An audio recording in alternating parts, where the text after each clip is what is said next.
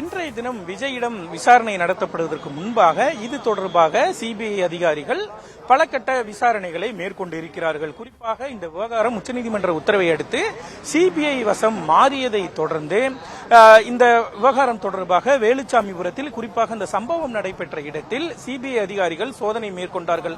அங்கிருந்த கடைக்காரர்கள் மற்றும் கூட்டத்திற்கு வந்திருந்தவர்கள் என பல்வேறு தரப்பினரிடம் வரவழைக்கப்பட்டு விசாரணை நடத்தப்பட்டது.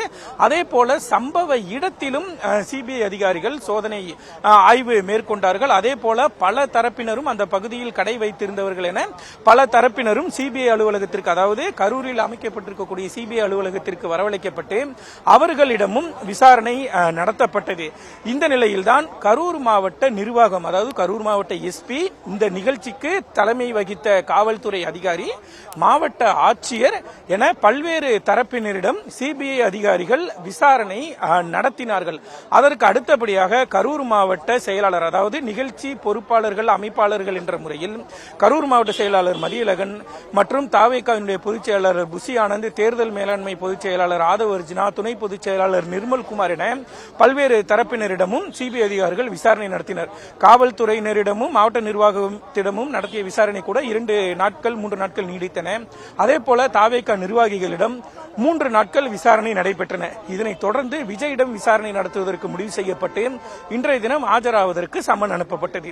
இதனிடையே கரூரில், அதாவது விஜயினுடைய அந்த பரப்புரை வாகனம் கரூருக்கு வரவழைக்கப்பட்டு அந்த வாகனத்தினுடைய நீள அகலம் உயரம் உள்ளிட்டவை அளவீடு செய்யப்பட்டது. அதே போல அந்த வாகனத்தை, அந்த பேருந்தை இயக்கிய ஓட்டுநரிடமும் பல்வேறு கேள்விகள் எழுப்பப்பட்டன.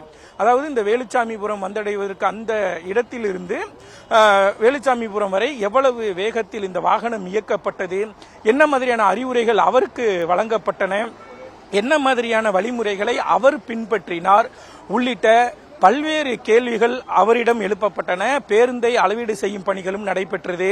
அதாவது விஜய் நின்று பேசிய அந்த உயரத்தில் இருந்து பேருந்தினுடைய உயரம், நீளம், அகலம் என அனைத்தும் அளவீடு செய்யப்பட்டு பின்னர் அந்த பேருந்தும் விடுவிக்கப்பட்டது. இந்த பின்னணியில் தான் விஜயிடம் இன்று நடத்தப்படக்கூடிய விசாரணையை நாம் பார்க்க வேண்டும். நேரடியாக விஜயிடம் விசாரணை நடத்தவில்லை. இதற்கு முன்பாக மாவட்ட நிர்வாகம், பேருந்து ஓட்டுநர், உள்ளூர் மக்கள், தாவேகா நிர்வாகிகள் என பல தரப்பினரிடமும் விசாரணை நடத்தப்பட்டது. அதாவது அவர்களிடம் பொறுத்தவரைக்கும், உள்ளூர் மக்கள், அந்த கடைக்காரர்களை பொறுத்தவரைக்கும் அவர்கள் நேரடி சாட்சிகள், அவர்களிடம் விசாரணை நடத்தப்பட்டது. அதே போல பேருந்து ஓட்டுநரிடம் விசாரிக்கப்பட்டது. தாவேகா நிர்வாகிகள், இந்த நிகழ்ச்சியை ஏற்பாடு செய்தவர்களிடமும் அது தொடர்பான கேள்விகள் கேட்கப்பட்டன.